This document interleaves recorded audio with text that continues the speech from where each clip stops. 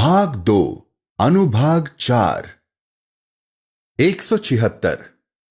यह स्पष्ट है कि पावनता के प्राकट्य जब भी प्रकट हुए हैं, उनके दिनों के धर्म गुरुओं ने लोगों को सत्य का मार्ग प्राप्त करने से बाधित किया है। सभी धर्म ग्रंथों और दिव्य ग्रंथों के अभिलेख इसे प्रमाणित करते हैं। परमात्मा का ऐसा एक भी दूत प्रकट नहीं हुआ जो अपने दिवस के धर्म याजकों की निर्मम घृणा, भर्त्सना, अस्वीकृति और अभिशाप का शिकार नहीं हुआ हो। शोक उनके प्रति उन अत्याचारों के लिए जो पूर्व में उनके हाथों किए गए। शोकपूर्ण दुर्भाग्य है उनका उसके लिए जो वे आज कर रहे हैं। भूल की इन प्रतिमूर्तियों से बढ़कर चिंतनीय भव्यता के कौन से आवरण हैं? परमेश्वर की साधुता की सौगंध। ऐसे आवरणों का भेदन समस्त कार्यों में सर्वाधिक सामर्थ्यवान और उन्हें विदीन कर डालना समस्त कर्मों में सर्वाधिक प्रशंसा के योग्य है। ईश्वर हमारी सहायता करे और तुम्हारी सहायता करे, हे उस चैतन्य के जनों, कि संयोग से उसके प्राकट्य काल में तुम्हें इन कर्मों को संपन्न करने हेतु कृपा पूर्वक सहायता प्राप्त हो और उसके दिवसों में तुम परमात्मा की उपस्थिति प्राप्त कर सको। 177। इसके अतिरिक्त भव्यता के आवरणों में ऐसे शब्द हैं जैसे अंतिम पैगंबर आदि, जिनको पृथक करना इन अकुलीन तथा दोषपूर्ण आत्माओं की दृष्टि में एक सर्वोच्च प्राप्ति है। इन रहस्यपूर्ण कथनों के कारण ही ये सभी क्लेशप्रद भव्यता के आवरण सत्य के प्रकाश के दर्शन से बाधित किए गए हैं। क्या उन्होंने आकाश के उस पक्षी का यह रहस्य उच्चरित करते मधुर गान को नहीं सुना? 1000 फातिमाओं से मैंने सगाई की है, जो सभी बाहुल्लाह के पुत्र अंतिम पैगंबर मोहम्मद की बेटियां थी। देखो कि इतने रहस्य ईश्वरीय ज्ञान के मंडल में अभी तक उद्घाटित नहीं है और उसके विवेक के कितने सारे रत्न अभी तक उसके अभेद्य कोशों में छिपे हुए हैं। तू यदि अपने हृदय में इनका मनन करे तो यह अनुभूति कर लेगा कि उसके हस्त कौशल का न तो कोई आदि है और न अंत। उसकी दिव्य व्यवस्था की प्रभुता नश्वर प्राणियों की जीवा के लिए इतनी विराट है कि उसका वर्णन नहीं किया जा सकता, या मानव मन का पक्षी उड़कर उसके पार नहीं जा सकता। और उसके धर्म काल की दूरदर्शिता इतनी रहस्यमय है कि वह मानव मस्तिष्क की समझ से परे है। उनकी सृष्टि किसी अंत से आगे नहीं जा सकती है और वह सर्वदा उस अनादि आदि और अनंत अंत तक सत्य रहेगा। अपने हृदय में इन शब्दों पर मनन करो और विचार करो कि इन सभी पवित्र आत्माओं के लिए यह किस प्रकार लागू है। 178। इसी भांति तो शाश्वत सौंदर्य अली के पुत्र हुसैन के मधुरिम गान का अर्थ समझने का प्रयास कर, जिसने सलमान को संबोधित कर ये शब्द कहे थे, मैं 1000 आदमों के साथ रहा, प्रत्येक तथा अगले आदम के बीच का अंतराल 50,000 वर्ष था, और इनमें से प्रत्येक के प्रति मैंने अपने पिता को प्रदत्त उत्तराधिकार घोषित किया। फिर वह कुछ विस्तृत विवरण देते हुए कहते हैं, ईश्वर के पथ पर मैंने 1000 लड़ाइयां लड़ी हैं, जिनमें सबसे छोटी और महत्वहीन खैबर की लड़ाई थी, जिसमें मेरे पिता लड़े और अधर्मियों के विरुद्ध संघर्ष किया। अब इन दो पारंपरिक कथनों से अंत, प्रत्यागमन और अनादि अथवा अनंत सृष्टि के रहस्य को समझने का प्रयास करो। 179। हे मेरे प्रिय, दिव्य स्वर माधुर्य मानव कर्ण के सुनने के प्रयत्नों या मन द्वारा उसके रहस्य ग्रहण करने से परे अपरिमित रूप से उद्दात हैं। असहाय चीटी उस सर्व महिमामय के सभा मंडप में पग कैसे रख सकती है?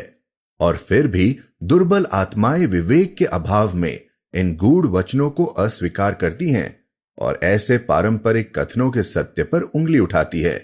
नहीं, उनके सिवा जो समझ रखते हैं उन्हें कोई नहीं समझ सकता।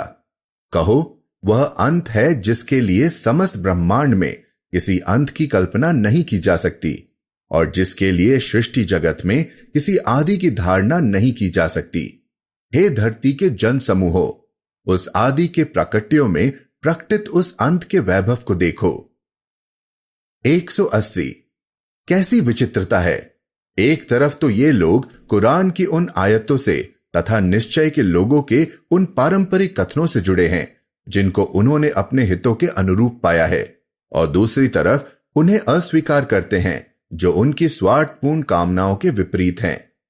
तुम लोग किताब के कुछ हिस्सों पर यकीन रखते हो और कुछ को नहीं मानते हो। तुम उसका निर्णय कैसे कर सके जिसे तुम समझते नहीं। जैसा कि प्रभुता के उस स्वामी ने अपनी उदात्त वाणी में मुहर के बारे में बोलने के पश्चात अपनी अचूक पुस्तक में कहा है, मोहम्मद परमेश्वर के दूत और पैगंबरों की मुहर ने सभी लोगों के समक्ष दिव्य उपस्थिति की प्राप्ति का वचन प्रकट कर दिया है। पुस्तक के शब्द अविनाशी सम्राट की उपस्थिति की इस प्राप्ति को प्रमाणित करते हैं, जिनमें से कुछ का हमने पहले उल्लेख किया है। वह एकमेव सत्य ईश्वर मेरा साक्षी है। दिव्य उपस्थिति की प्राप्ति से अधिक स्पष्ट या अधिक उद्दा कुछ भी कुरान में प्रकट नहीं किया गया है। यह उनके लिए उत्तम है जिन्होंने इसे प्राप्त किया है, उस दिवस में जिसमें अधिकांश लोग, जैसा कि तुम प्रत्यक्ष देखते हो, उससे विमुख हुए हैं। 181।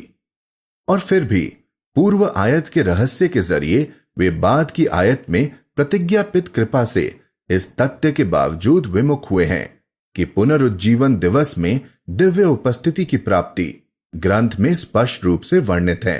स्पष्ट साक्ष्यों के जरिए यह दिखला दिया गया है और सुनिश्चित रूप से प्रतिष्ठित कर दिया गया है कि पुनरुज्जीवन का तात्पर्य है अपने धर्म की उद्घोषणा करने के लिए ईश्वर अवतार का उदय, और दिव्य उपस्थिति की प्राप्ति का अर्थ है उसके प्राकट्य के स्वरूप में उसके सौंदर्य की उपस्थिति की प्राप्ति, क्योंकि सत्य ही कोई आंख उसे देख नहीं सकती, किंतु वह सबको देख सकता है।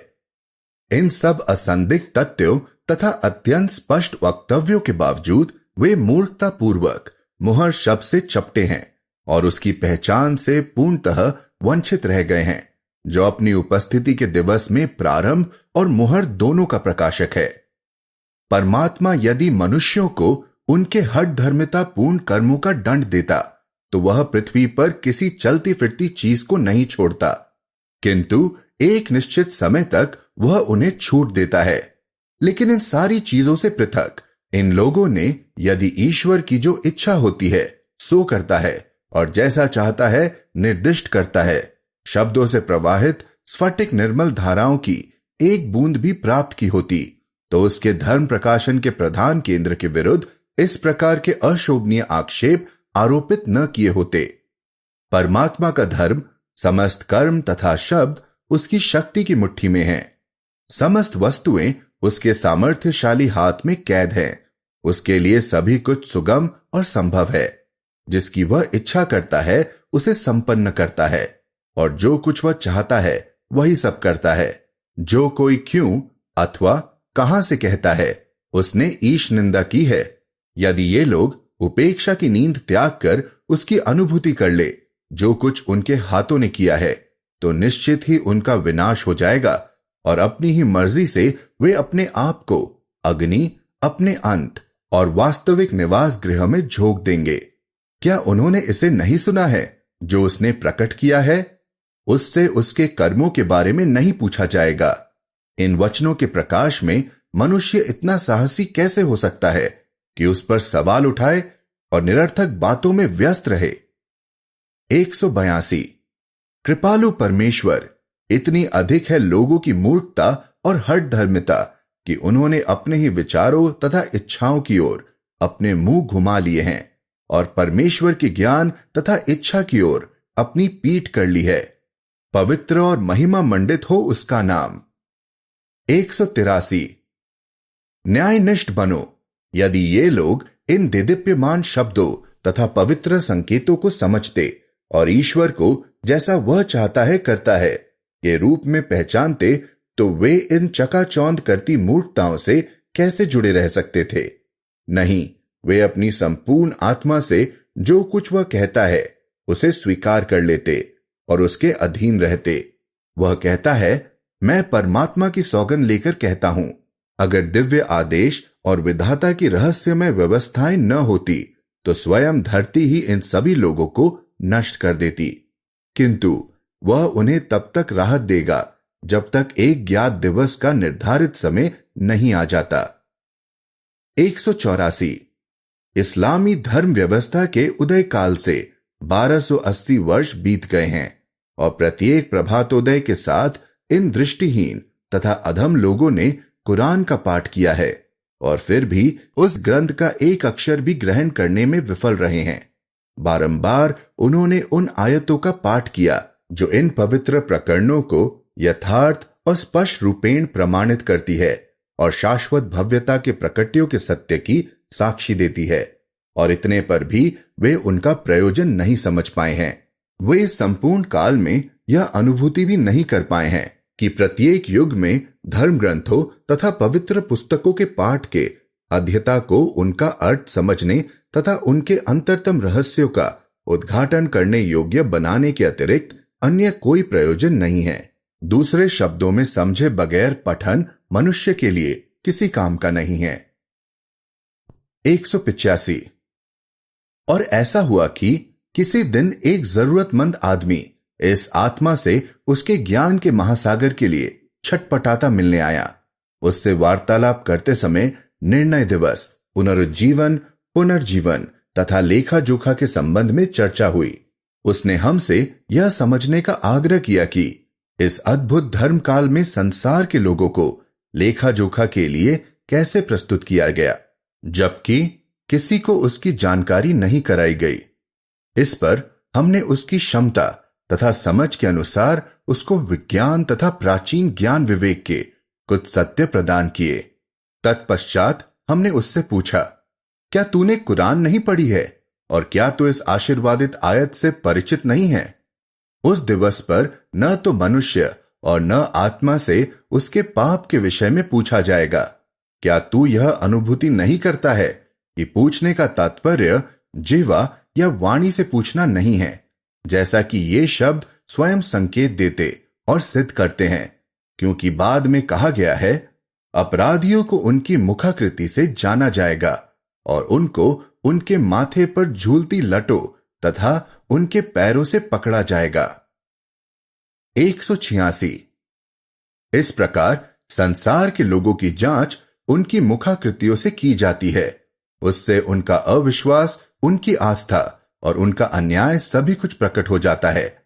जैसा कि इस दिवस में स्पष्ट है कि दोषी लोग किस प्रकार अपने मुखमंडल द्वारा जाने गए तथा दिव्य मार्गदर्शन के अनुयायियों से पृथक कर दिए गए।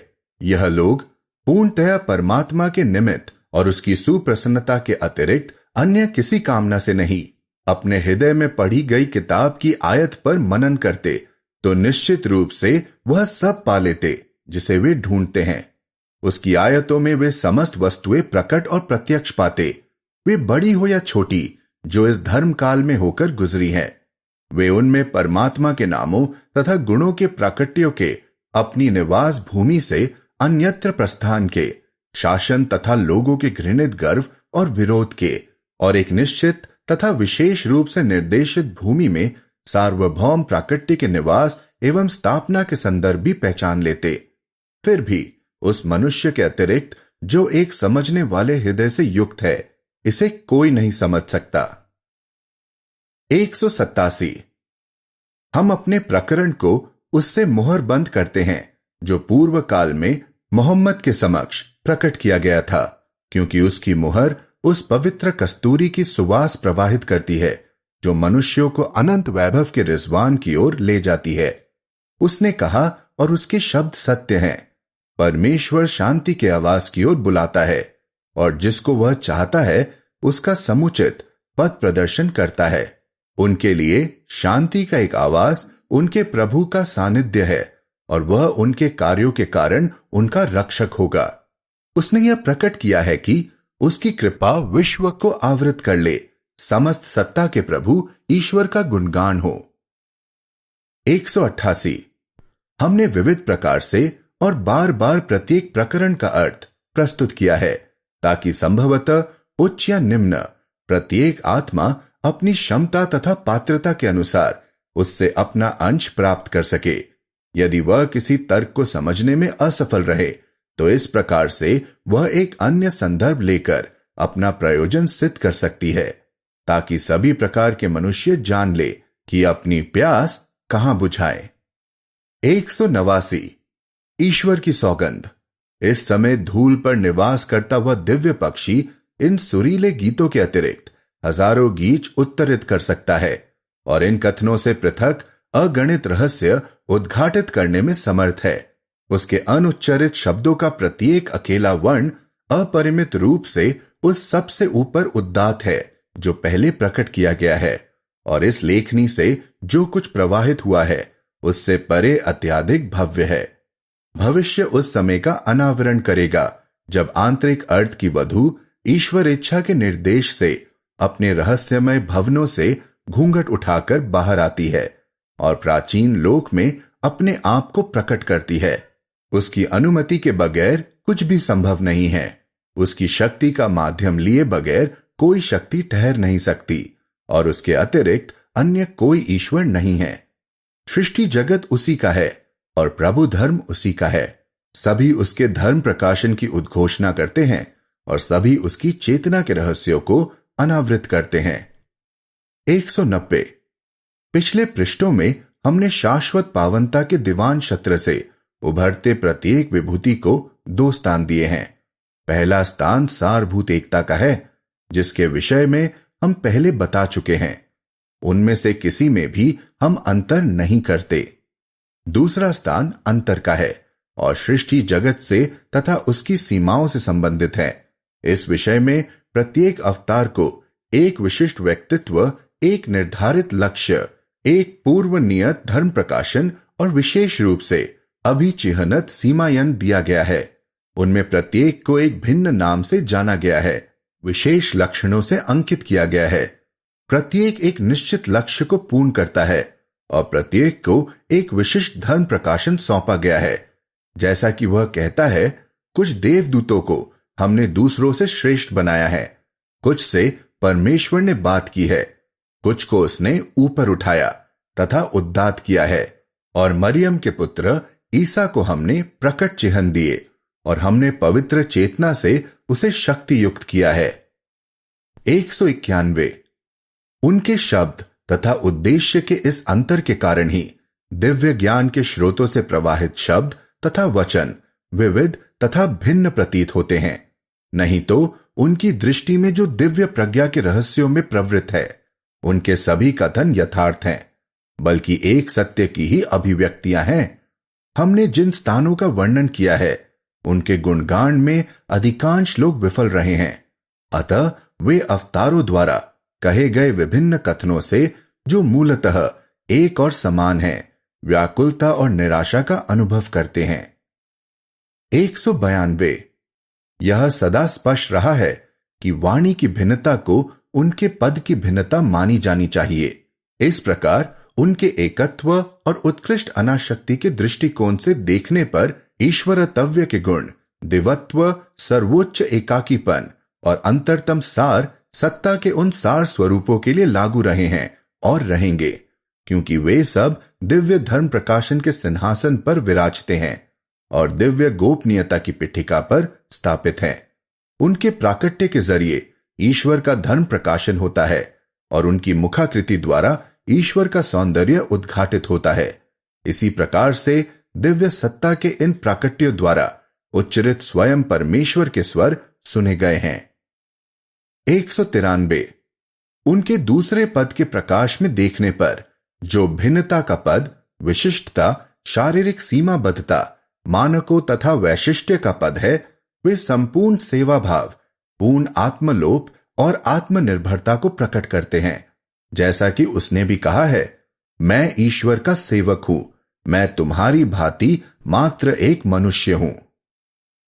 194 इन आकट्य तथा पूरी तरह प्रमाणित वक्तव्य से तू अपने पूरे प्रश्नों का अर्थ समझने का प्रयास कर, जिससे तू ईश्वर के धर्म में दृढ़ हो सके और उसके ईश दूतों तथा प्रियजनों के वचनों की विविधता से भ्रमित न हो।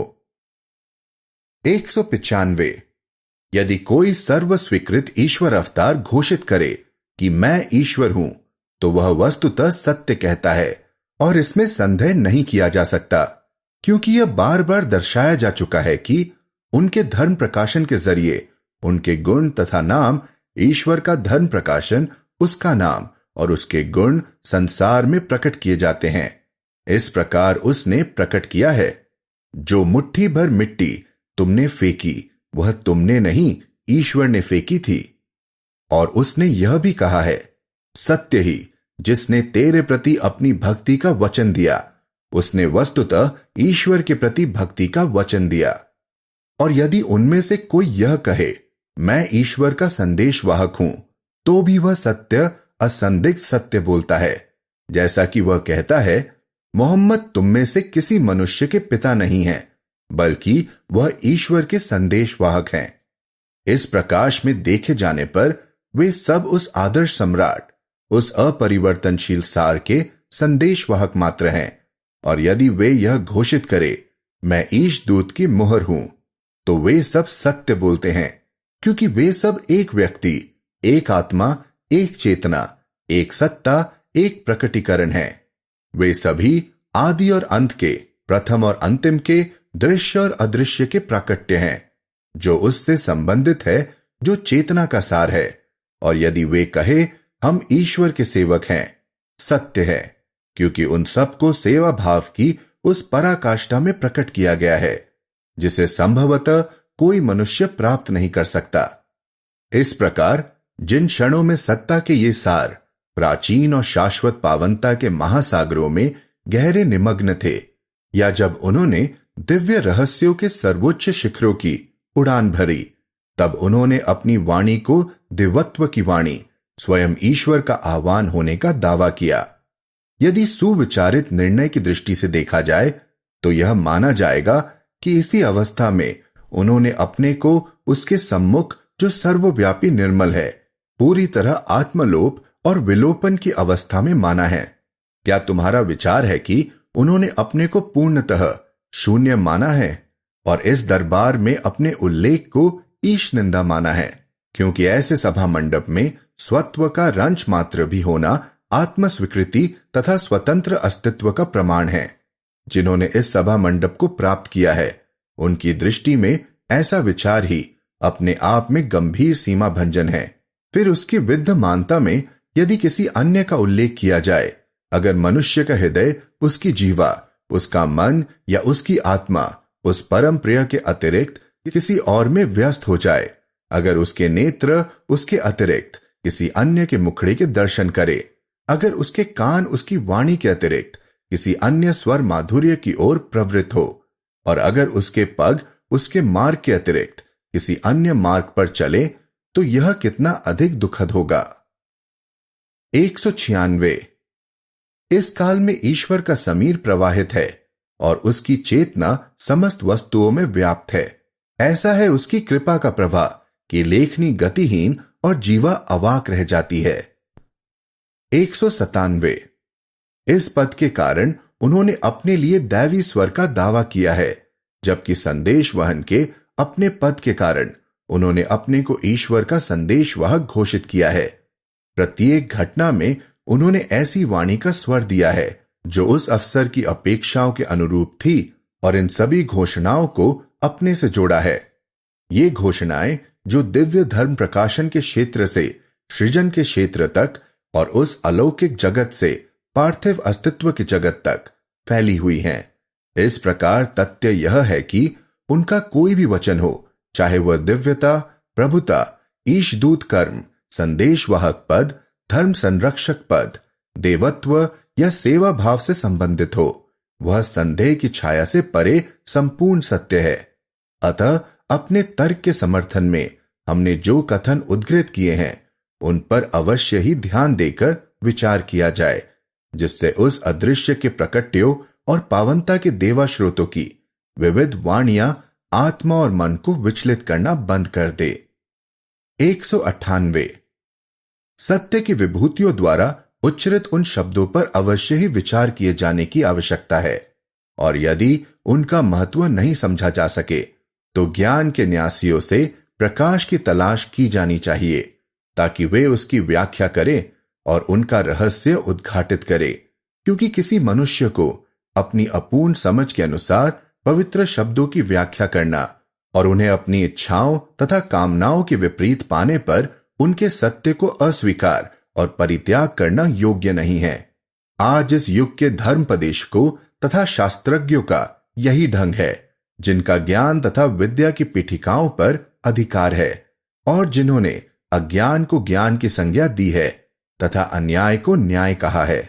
यदि वे अपने निरर्थक मनोरथों द्वारा गढ़ी गई छवियों के बारे में सत्य के प्रकाश से पूछते और वे अपने मनोरथों और ग्रंथ की अपनी समझ से अलग उनका उत्तर पाते, तो वे निश्चय ही उसकी भर्त्सना करते जो समस्त ज्ञान का आधार है। प्रत्येक युग में ऐसी घटनाएं घटित हुई हैं। 199। उदाहरणार्थ, जब अस्तित्व के स्वामी मोहम्मद से नए चंद्रमाओं के संबंध में पूछा गया तो उन्होंने परमात्मा द्वारा दी गई आज्ञा के अनुसार उत्तर दिया, वे मनुष्यों के लिए समय मापक हैं। इस पर जिन्होंने उनकी बात सुनी उन्होंने उनको अज्ञानी पुरुष मानकर उनकी भर्त्सना की। 200। इसी प्रकार चेतना से संबंधित आयत में वह कहता है, वे तुझसे चेतना के बारे में पूछेंगे, कहो चेतना मेरे प्रभु की आज्ञा है। जैसे ही मोहम्मद का उत्तर मिला, उन सब ने हो हल्ला मचाकर यह कहते हुए विरोध किया, देखो एक अज्ञानी पुरुष जो चेतना को जानता तक नहीं है अपने को दिव्य ज्ञान का प्रकाशक कहता है। और अब युग के धर्म गुरुओं को देखो, जिन्होंने उसके नाम से सम्मानित किए जाने के कारण और यह पाकर कि उनके पूर्वजों ने उसका धर्म प्रकाशन स्वीकार किया है, उसके सत्य के प्रति अंत समर्पण कर दिया है। निरीक्षण करो कि ये लोग आज यदि ऐसे प्रश्नों के उत्तर में ऐसे जवाब पाते तो वे बेहिचक उन्हें अस्वीकार करके छोड़ देते। नहीं, वे पुनः वही झूठे आक्षेप करते जैसे उन्होंने इस दिवस में किए हैं। यह सब इस तथ्य के बावजूद कि सत्य के ये सार ऐसी मनोनुकूल कल्पनाओं से ऊपर अत्यंत उदात्त है और इन सारे व्यर्थ कथनों से परे अपरिमेय रूप से भव्य तथा प्रत्येक हृदय की समझ से परे हैं। उस महाज्ञान से तुलना करने पर उनका तथाकथित ज्ञान नितान झूठा है और उनकी सारी समझ भारी भूल के अतिरिक्त अन्य कुछ भी नहीं है। नहीं, दिव्य विवेक की इन खानों और शाश्वत ज्ञान की इन निधियों से जो कुछ प्रसारित होता है वही सत्य है और सत्य के अतिरिक्त अन्य कुछ भी नहीं है। कहावत है, ज्ञान एक बिंदु है जिसे मूर्खों ने विस्तारित कर दिया है। हमारे तर्क का यह एक प्रमाण है और पारंपरिक कथन है। ज्ञान एक प्रकाश है जिसे परमात्मा जिसके हृदय में चाहता है प्रकाशित करता है। हमारे वक्तव्य की यह एक पुष्टि है।